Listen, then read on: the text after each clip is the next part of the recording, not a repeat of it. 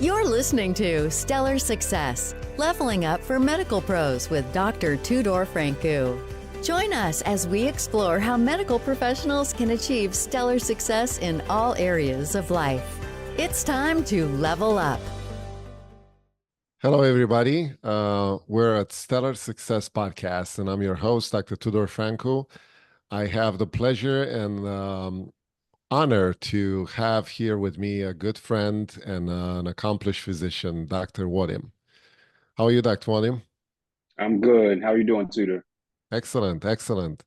I just want to kind of have a chance to give you a chance to introduce yourself and tell us in a couple of minutes, where you, how do you start? How did you start in medicine? How was your journey and where are you now? Yeah, so as Tudor mentioned, my name is Emeka Nwodim. I'm currently orthopedic surgeon specializing in spine surgery.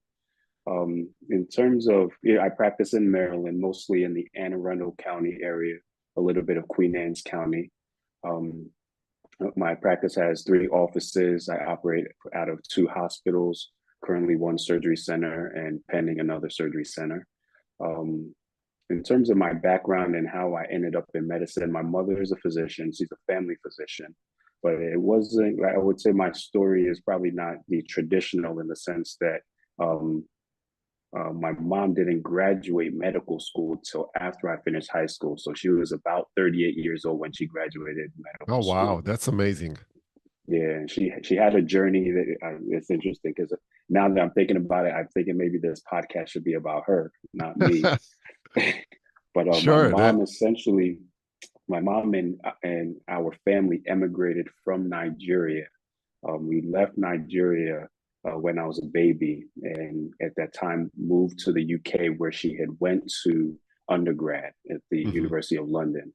And she essentially was on a pathway to be a teacher and had a degree in education until she moved to the United States.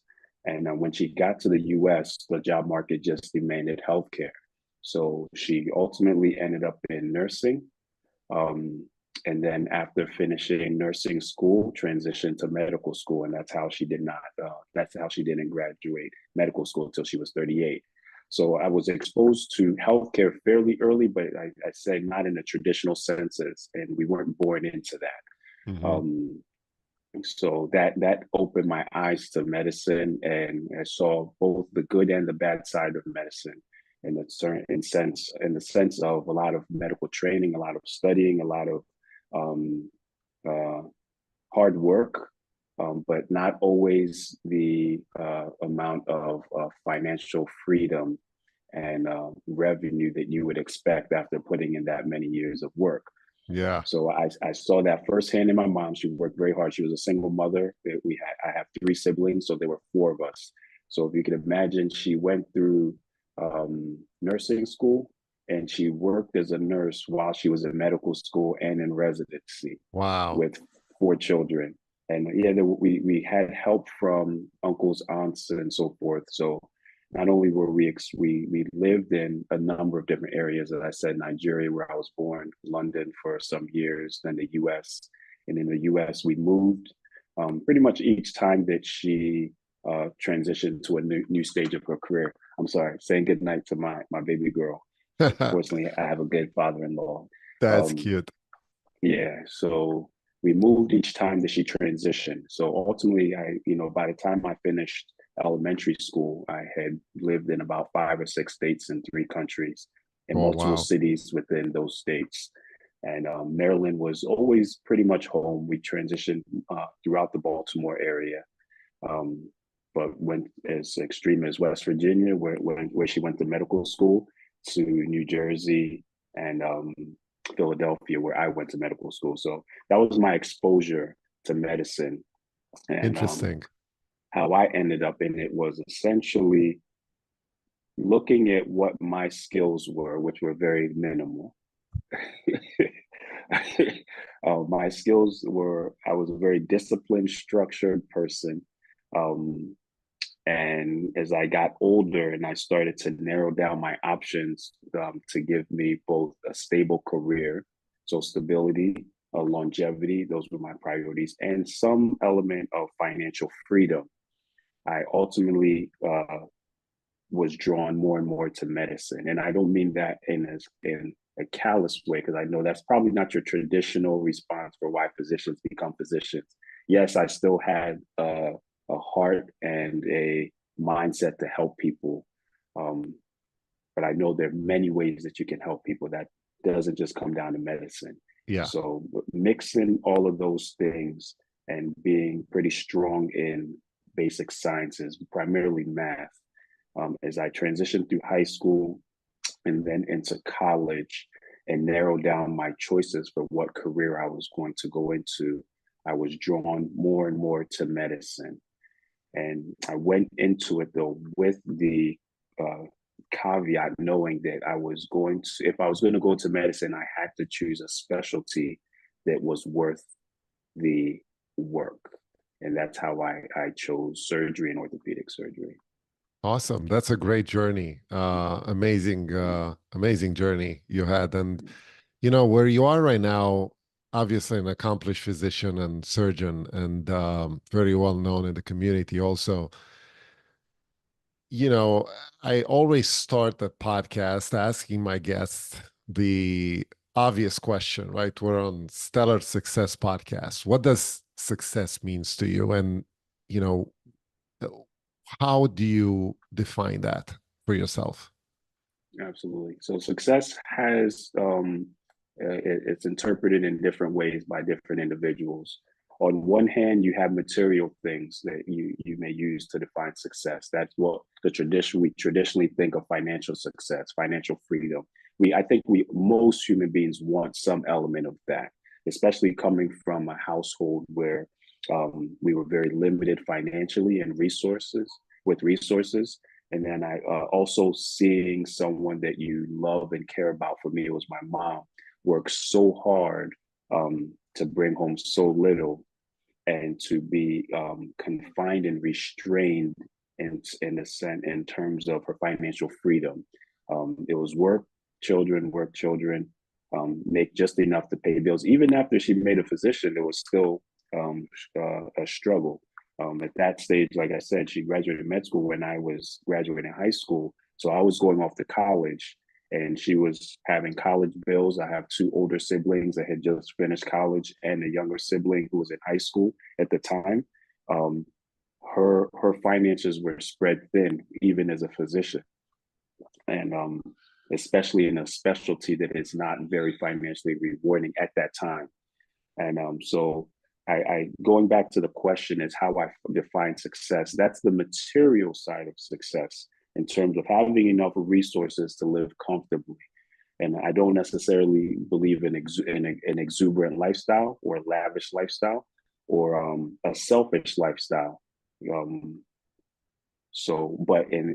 with that being said, in order to maintain some level of health and freedom in this world, you need a financial platform. You need some level of financial, quote unquote, success. But then there's the non-material side that in reality supersedes the material side of success. And we see it every single day. We see people with a lot of financial success that are not happy, that have a lot of problems that exceed what their money can do for them, whether it's physical or mental health, spiritual health, whether it's peace, all of those things, in particular peace, they're way more valuable than financial success. So success is encompassing of both the physical and the things that and the non-material things that you can't put your finger on.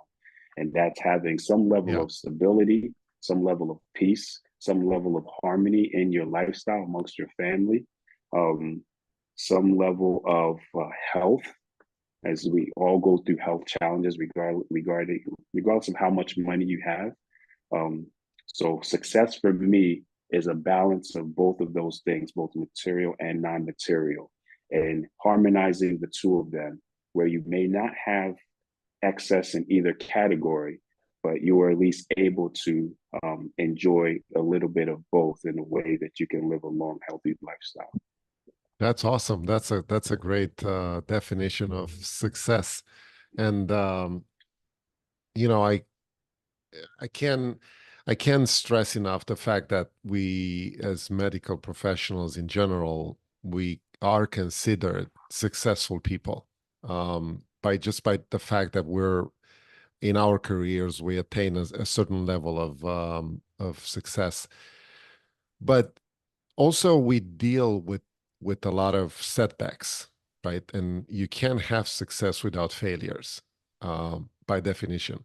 Um, so, was there any point in your life where you had either a big win professionally or a big setback professionally that you learned from? Yeah, there are many. There's several at least, and sometimes there's so many it's hard to remember at the moment. But one of the ones that will stick with me probably for the entirety of my life was more so in my ambitions to get into medical school as an undergrad, and I'd always been pretty good with my academics as a student in terms of getting good grades, having enough discipline to still enjoy my personal time, but still get my work done. And I would say my biggest setback, my biggest one of the setbacks that sticks with me the longest, and I think hopefully for my lifetime, is after I took the MCAT for the first time and seeing the score. I joke with some of my medical assistants and my scribes who they see the end result, so they sometimes may forget or sort of not know the challenges that we face even as we get our degrees, our accolades, and our accomplishments. But I joke and I say when I opened that letter or the computer and I looked at my score, I thought I was supposed to triple my score to know what it was. That's how low it was. I was like, oh, That's funny. there must be a multiplier to this. And Yeah. it was seriously the first thought that went through my head. No jokes. So I was never a great standardized test taker, and that was reflected on that exam. And I remember I had a moment in the library. I went to Temple University in Philadelphia in the middle of the night. Everyone was gone. I went on the computer to look at my score. I sat in the library, and my heart sunk when I saw my score. And then I realized that although I had been successful in many things before that, anything that I put my mind to, this was a different animal because, without getting a more competitive score, I knew that that would be it for my ambitions. Um, so Yeah. that's one setback, not necessarily a financial one, but financial ones have come as well in my lifetime. But that's one that I think I'll remember for a lifetime, and I use that really to encourage everyone that I work with, from my staff to medical assistants that come to work for me, to scribes, to undergraduate students that have ambitions and to go into medicine and to go and get into medical school. That they're looking at an example of someone who it didn't come easy for, and That's a great not to point. let that discourage them if they do have those sort of setbacks as well, and to stay focused, stay disciplined, and Yeah. go for your goal. Yeah, that's awesome. It takes a lot of years of perseverance and consistency to get where you are right now. And obviously, it's not something that people are willing to do. Most people are willing to do, right? It's a lot of investment in time. It's a lot of financial investment too, to go through medical school and residency and all the studying. But obviously it's something that it's some out of comfort zone for a lot of people, right? Mhm. How do you deal with risks in general? Yeah, I consider myself one that takes controlled risks. As I mentioned, by nature, from the time I was very young, I was a very structured, organized person. But at the same time, I also know that just from looking at examples of the individuals in my life that were ahead of me, but being too risk adverse takes you really nowhere. So you have to be able to take disciplined and well calculated risks in the sense that it's still a risk. You can't necessarily guarantee the outcome. You have to know that you may take a loss. But if you do as much of the planning ahead of time, understand the best and worst case scenarios and being able to deal with both, then it is worth the risk if you are looking to elevate yourself in any regard, especially Yeah. financially. Yeah, and that's very important, especially in your profession. You're a spine surgeon. Your risks are a little bit more risky than others. um, that's a good point. Now, when you get to this point in your career and you are successful as you are there any habits or skills that you develop or you have to develop in order to maintain this kind of level of consistent success? Absolutely, absolutely. It's interesting that we are using the word success because I honestly, when I reflect on myself, maybe because I'm ambitious, I don't necessarily deem myself as successful yet. I guess it's relative. I feel like I'm on a journey, and my end goal is a level of success that exceeds where I am now. So I can't I don't want to give myself too much credit because I'm still a work in progress in many regards, both professionally, personally, because in every aspect of my life, there's still so much more for me to grow in. Right. But in terms of the level of accomplishment that I've reached now, I think the what I have to maintain, what I believe you have to maintain, is a lot of intangibles. So one is commitment. You can't be too quick to give up on your endeavor.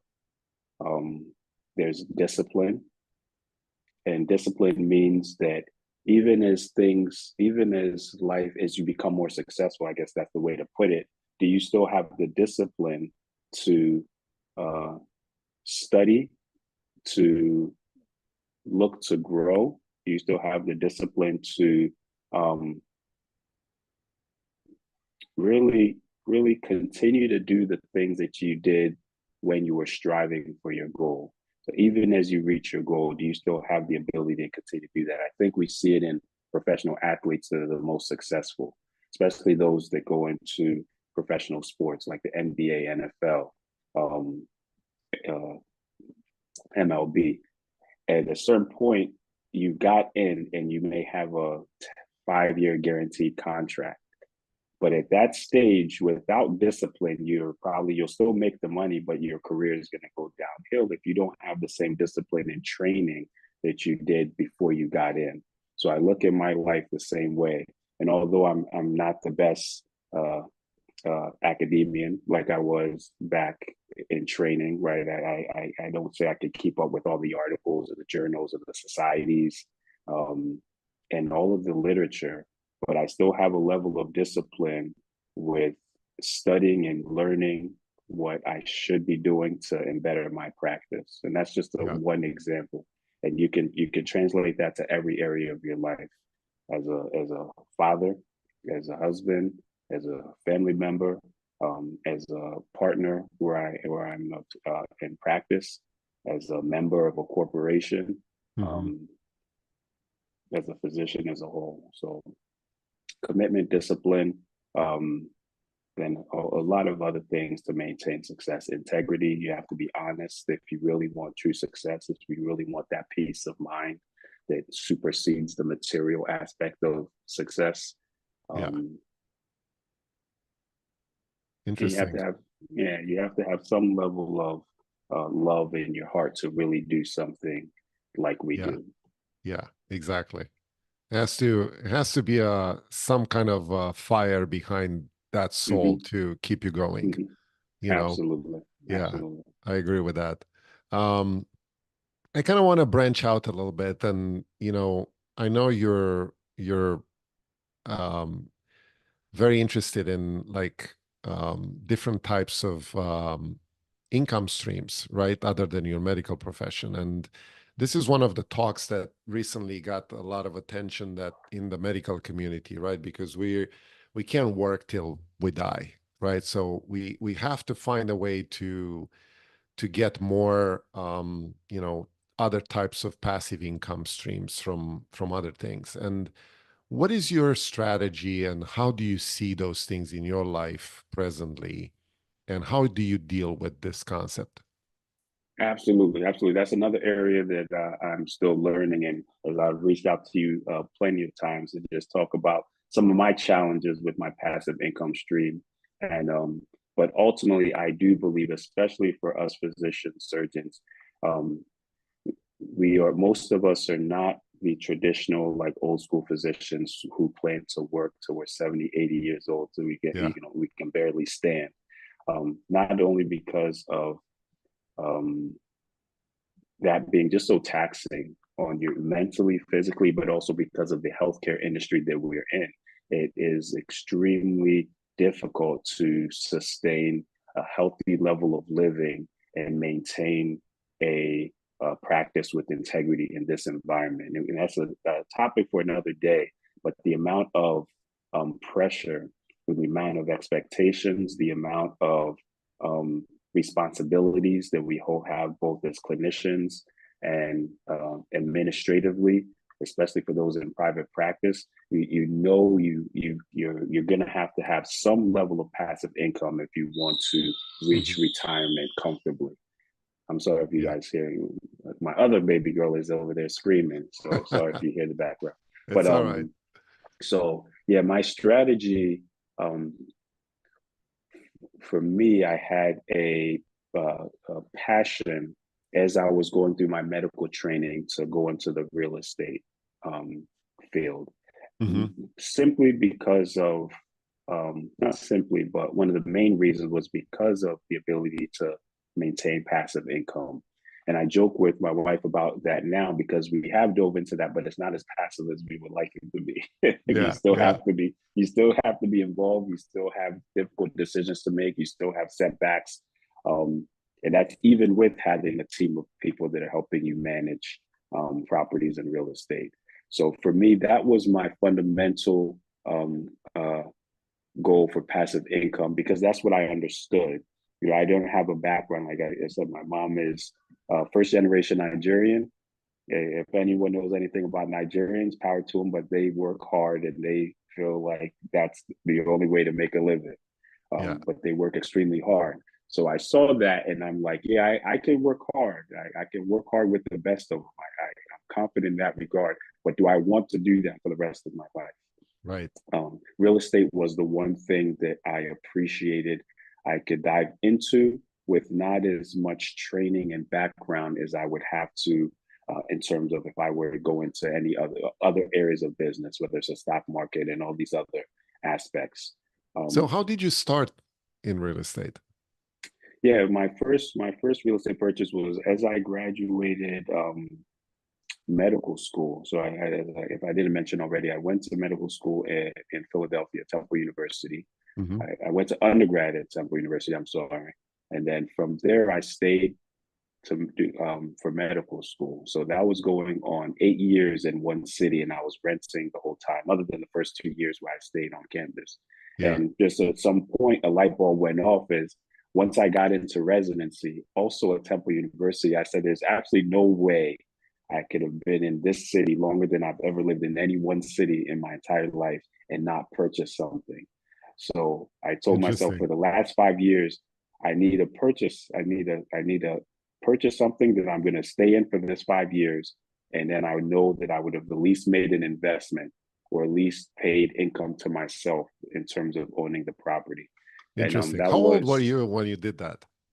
I went straight through and through all my training. So college, I graduated 22, med school, I graduated right. So I did that. I purchased my first property at 25, right before I turned 26. Wow, that's amazing. And yeah, so that was my first property, and I held on to it. Even I decided my cheap year residency. Um, that I wanted to live in Center City, Philadelphia for 1 year before I left. My condo that I purchased was in the suburbs of Philadelphia, area called Roxborough. Um, so my last year, I actually moved out into an apartment in Center City, but I rented out my condo for the year, and it was well. I again, passive income House hack. and an investment. So that was my first real estate endeavor. Awesome. And I just sold that property last year, so I had it for a long time. Very nice. Very nice. So did you branch out from that little first rental property? I did. It took some time, so I finished residency, moved back to Maryland to do fellowship in spine. I did my spine fellowship at the University of Maryland, shock trauma, and I didn't do anything for that fellowship period. That was all work, all surgeries every day. And as soon as I started practice, I would say probably within the next 18 months, I bought like 3 rental properties in a row. And then I built from there, all single families. And I recently, subsequently, probably 3 or 4 years ago, I bought my first actually, I had a couple multi-unit properties. Yeah. And so that was my branching out from there. And I know you and I have sort of talked to it because when we were neighbors, I know I asked you a couple questions and pointers and pieces of advice. And Yeah. Brittany and I talk about it all the time. You have always been more than willing to give good advice because not everyone is willing to do that. Yeah, I know. It's my pleasure. And one of I think the first thing that someone needs to understand when branches out into real estate field, especially from us, from medical professional, is the financial education, right? So we need to educate yourself first before you do something. And that's what I'm trying to do with in general, with friends, with people that I know. Because I came like you. I'm from a country that I immigrated here, and I had no idea, no financial education.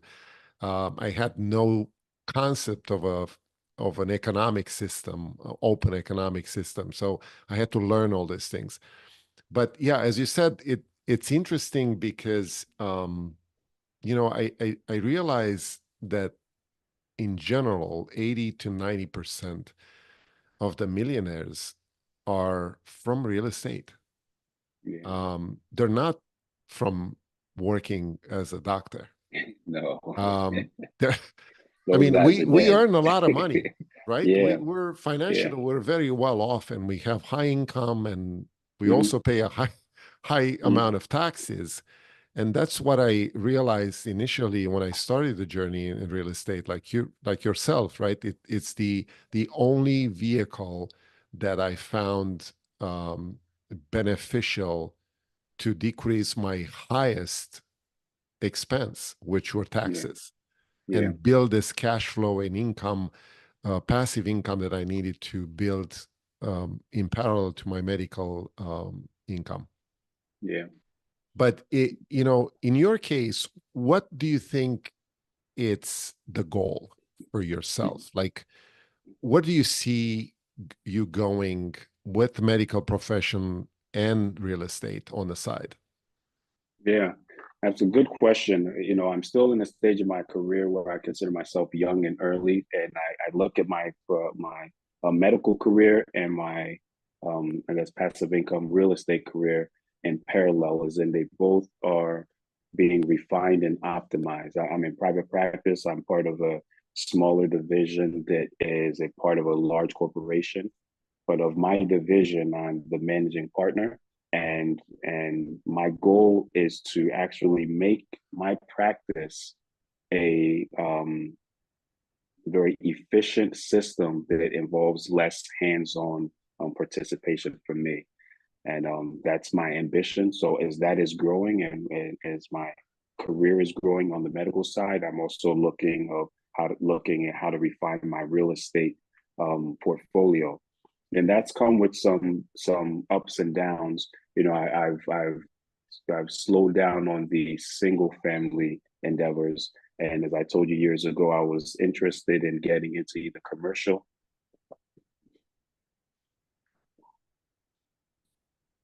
I was interested in getting into either commercial real estate or more multifamily real estate and or Yeah. syndications. And I think we talked about that as well. Yeah. It's interesting, just as my ambition was spiking for commercial real estate, COVID hit. And then I put that on pause because commercial real estate, to my understanding, took a big hit. And Yes. I don't know if it's recovered because of all the remote work. So in a way, I'm glad that I didn't invest too heavily into that. I have a small ownership in commercial real estate, but such a minority ownership where I'm not going to make a big win or a big loss, whether it goes up or goes down. Yeah. Yeah. And the benefit of it is it's mixed in with my practice. So as long as my medical practice is sustainable, there's going to be a tenant in that commercial real estate. I would like to expand that, but in a controlled way. Essentially own my buildings where I have offices, and that way I have some almost guaranteed stability. Um, and then Yeah, in terms of this the is one of the interesting things that happened during COVID, because as you said, the office section of commercial real estate took a big hit. yeah But in the same time, the medical office buildings mm-hmm, are flourishing because yeah doctors are the best tenants yeah yeah for an office, right? They don't move. They usually stay in the same location for many, many years. They grow, they expand. So I think, it's a great investment overall. Um, so let's switch gears a little bit. And I know you're very passionate about fitness and exercising and nutrition. What does your day look like um, in terms of nutrition, fitness, approach to health? I laugh because the nutrition part, if you knew what I ate you would have said. But no, I try to eat healthy, but at the same time I honestly believe in enjoying food. Yeah. So I joke all the time, even in my age, I still like Oreo cookies and ice cream. It's like that's my that's my thing. After a long week, I will sit down if I could get some time on the couch and eat some Oreo cookies and ice cream. And my siblings still laugh at me about that because I'm gonna be 80 years old still eating Oreo cookies and ice cream. But no, essentially what I believed and what I've done, in terms of my fitness, part of me exercising as routinely as possible is actually part of my mental health. I don't necessarily Mhm. do it anymore for um, the physical nature of things, and it started out that way. Um, I started exercising just, I'm pretty basic when it comes to my exercises. I started doing that at a very young age as a kid. Um, for reasons that aren't necessarily what's expected. But as I told you, I moved around a lot, so I looked at exercise as being a way for me to be able to hold my own if I were to get into physical altercations. Yeah, So yeah. I transitioned from that, and high school I started playing football, so that kept me in shape. College I also played football. I was a walk on at Temple, so that gave me a level of discipline with working out routinely, but still getting my work done. And then as I transitioned throughout my career, medical school residency, even into my career now, I try to maintain some level of resistance training and cardio, more so to help decompress my mind. Hmm. And I enjoy music, so I always listen to music when I'm working out. And it actually is one of the few moments in the day that I take my mind completely off of work as much as I can. Because usually during the day, You there's disconnect. yeah, absolutely. I'm able to disconnect.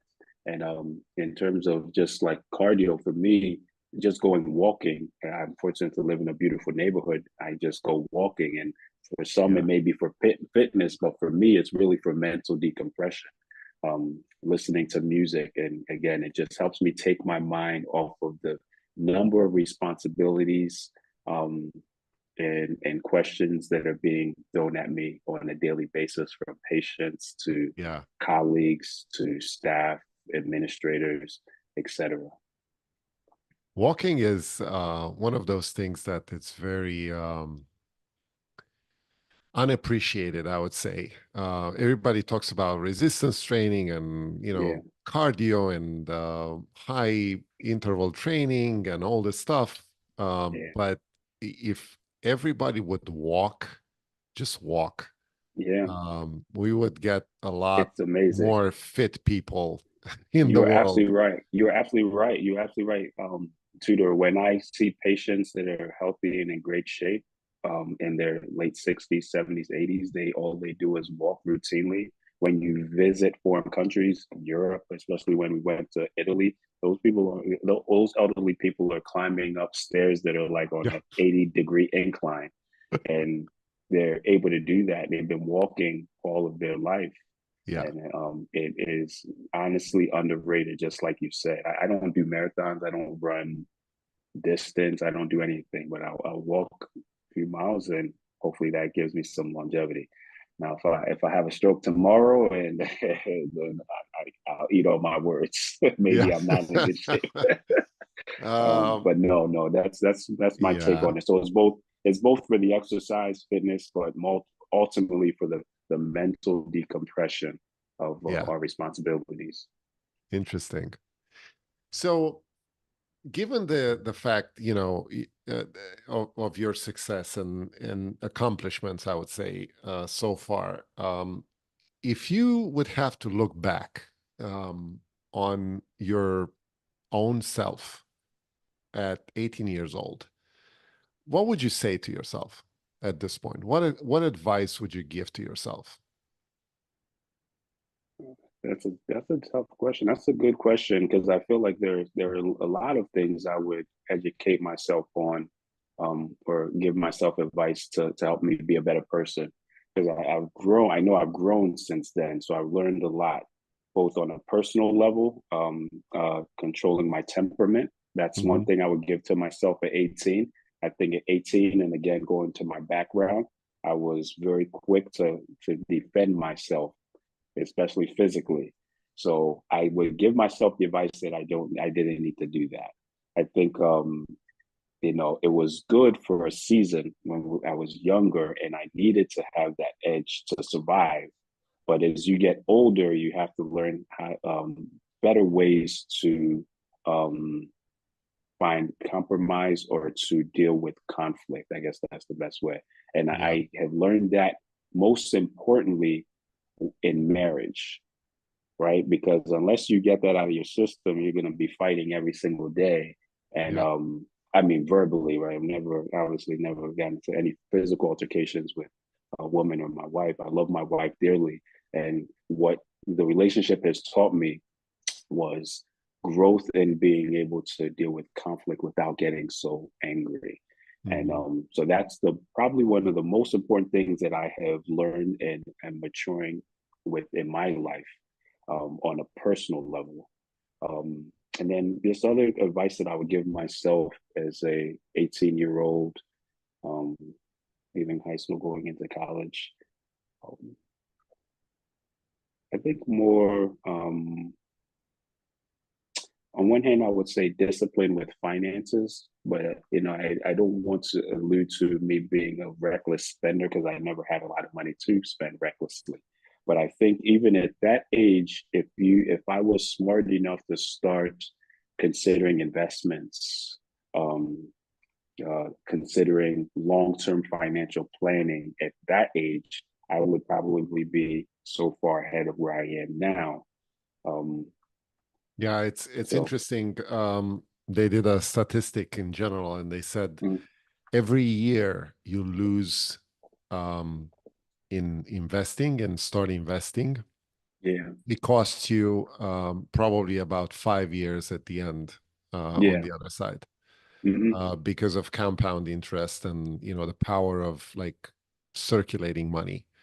Yes. Um, so yeah, I totally agree with you. I would do the same thing. I would say, Yeah. start investing as soon as you can, as Hmm. soon as you have like 25, $50 that you can put Hmm. aside, and start investing in a mutual fund or an index fund or something that can grow Yeah. over years. Yeah, that's Yeah. very good advice. Absolutely. And then um another thing is it kind of related to that.